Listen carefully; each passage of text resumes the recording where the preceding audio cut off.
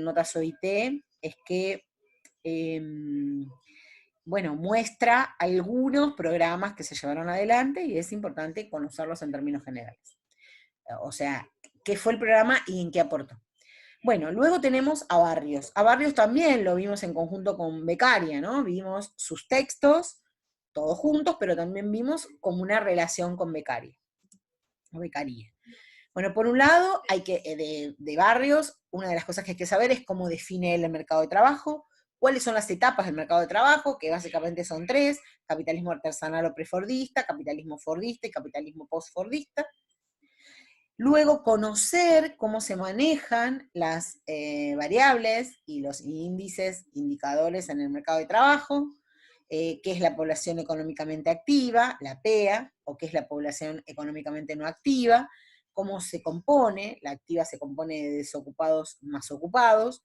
Los ocupados pueden ser sobreocupados cuando tienen más horas de trabajo que las que se consideran para un ocupado pleno. Ocupados plenos, exacta cantidad de horas de trabajo determinado para los trabajadores ocupados, y por último los subocupados, menos horas de trabajo que las que podría tener. Dentro de los subocupados tenemos a los subocupados que demandan más trabajo, llamamos demandantes, o aquellos subocupados que no demandan más trabajo, que con esa cantidad de trabajo están bien. Dentro de la población económicamente no activa tenemos a los típicos, se le llaman desalentados en términos generales.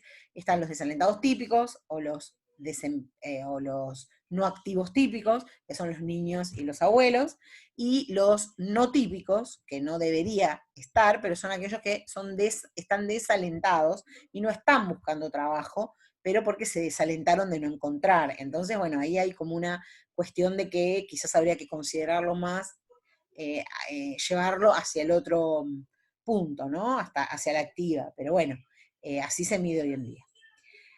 Después conocer sus indicadores, cómo es la tasa cómo se calcula la tasa de desempleo abierto, desocupados sobre PEA, o sea, fíjense, desocupados sobre PEA, ¿sí? Desocupados sobre PEA, tasa de actividad PEA sobre población total urbana, tasa de empleo, ocupados población total urbana. Importante, ¿qué significa? ¿Qué es la tasa de desempleo abierto? Es qué parte de la PEA no logra concretar su oferta activa de trabajo. La tasa de actividad, ¿qué me muestra? Me muestra qué parte de la población urbana participa activamente en el mercado de trabajo. Esto se lo podemos tomar como con un ejemplo, digamos, dándole unos números y un ejemplo, ¿no? Estos que son desocupados, ocupados, si no está buscando trabajo, ¿qué son? Digamos, en ese punto hay que entender bien qué marca cada uno, qué me está mostrando la tasa de desempleo abierto. O una frase que quiere decir esto, ¿sí? Bien.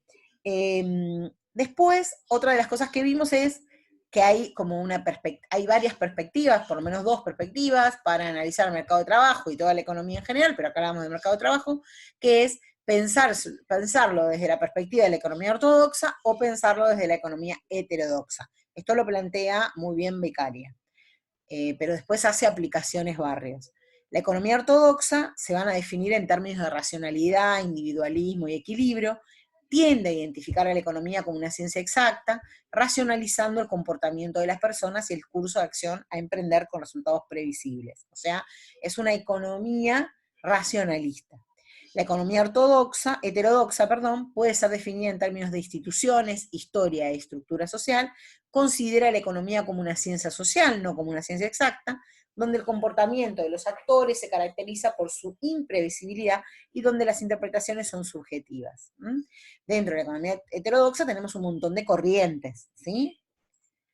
Bien, otra de las cosas que plantea el autor, bueno, Becaria en ese punto da algunos ejemplos de cómo lo ve la perspectiva heterodoxa y cómo la ve la ortodoxa, eso también hay que comprenderlo.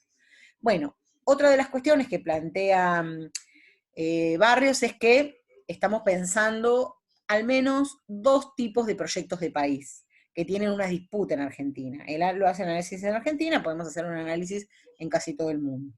Podemos pensar un proyecto de país orientado a los mercados internacionales o un proyecto de país orientado al mercado interno. Si pensamos un país orientado a los mercados internacionales, vamos a hablar de una agenda pública que está dominada por dos dimensiones específicas. Una es la competitividad y la eficiencia, ¿sí? Una es la competitividad, la otra es la eficiencia. Entonces, esa competitividad y eficiencia de las personas en el mercado de trabajo y de las empresas y las regiones en el mercado mundial. O sea, ¿qué significa eso? ¿Qué me está diciendo acá Barrios? Me está diciendo, bueno, si yo quiero un tipo de país así, lo que voy a exigir es que las personas en el mercado de trabajo sean competitivos y eficientes y que las empresas también tengan el mismo comportamiento. Se piensa desde esa perspectiva que te va bien si aplicas estos dos principios. Entonces, de alguna manera, si alguien no puede incorporarse al mercado de trabajo, de alguna manera no está siendo eficiente, ¿sí?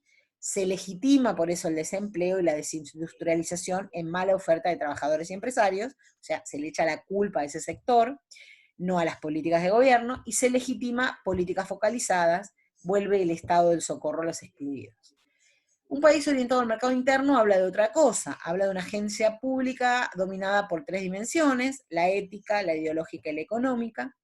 La ética, el Estado garantiza ejercer los derechos; la ideológica, dar cuenta de la deuda social que tiene el Estado, o sea, hacerse cargo de lo que pasó hasta ahora, porque no importa que cambien los gobiernos desde esta perspectiva, sino que lo que ha hecho el Estado es responsabilidad del gobierno que asume, por más que lo haya hecho el anterior. Y la económica, que habla de una política social funcional a incrementar la demanda de trabajo y el mercado interno, y que el trabajo tiene que ser el principal objetivo eh, que vincula el proyecto de país. O sea, lo que hay que buscar es incrementar la demanda interna. Eso va a permitir generar mayor mercado interno. Bien. Por otro lado, Barrios dice, bueno, en Argentina hubo varios límites y la democracia tiene un límite específico, ¿sí? Hay dos límites. Argentina tiene un problema de falta de divisas, pero también tiene un problema grave de aumento de precios, de inflación.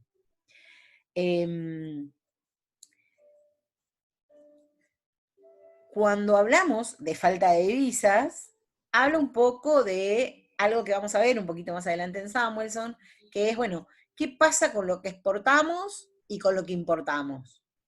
Si exportamos 86.000 e importamos 78.000 y tenemos utilidades de la inversión extranjera directa, significa eso, 8.000, y tenemos que pagar intereses de deuda 4.000 y ahorro local 4.000, nos va a quedar una reserva internacional negativa de 8.000. Ahora, como hay aumentos de precios, el otro límite, este aumento de precios impide aumentar el consumo, aumentar el empleo, mejorar la distribución, legitimar el gobierno, digamos, la gestión de gobierno. Si estas cosas se resuelven con ajustes, los gobiernos democráticos pierden fuerza, porque a nadie le gusta sentirse ajustado. O sea, no le gusta que a algún sector se le quite algún privilegio, ¿sí? Entonces se llega al que se vayan todos, dice él. Entonces, esta histórica restricción al desarrollo que se viene dando por la falta de divisas, de dólares, hay diferentes alternativas. Una alternativa es exportar más bienes y servicios para aumentar esto que veíamos acá, digamos, este numerito de exportaciones. O menos genuina, que sería traer más inversión extranjera directa, lo que nos va a permitir que haya más inversión en Argentina de capitales extranjeros. O generar deuda externa, que es mucho menos genuina que ninguna.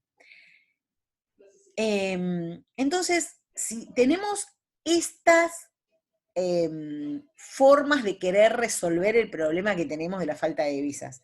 Si lo queremos hacer a través de exportar más bienes y servicios, o lo queremos hacer a través de la inversión extranjera directa, o lo queremos hacer a través de la deuda externa. Bueno, acá tenemos algunos riesgos. ¿Qué pasa si nosotros queremos exportar más pero nadie nos compra?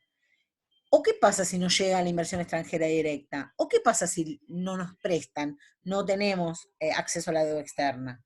Bueno, acá hay como diferentes ideas, digamos, ¿no? ¿Quiénes apoyan una medida y quiénes otra?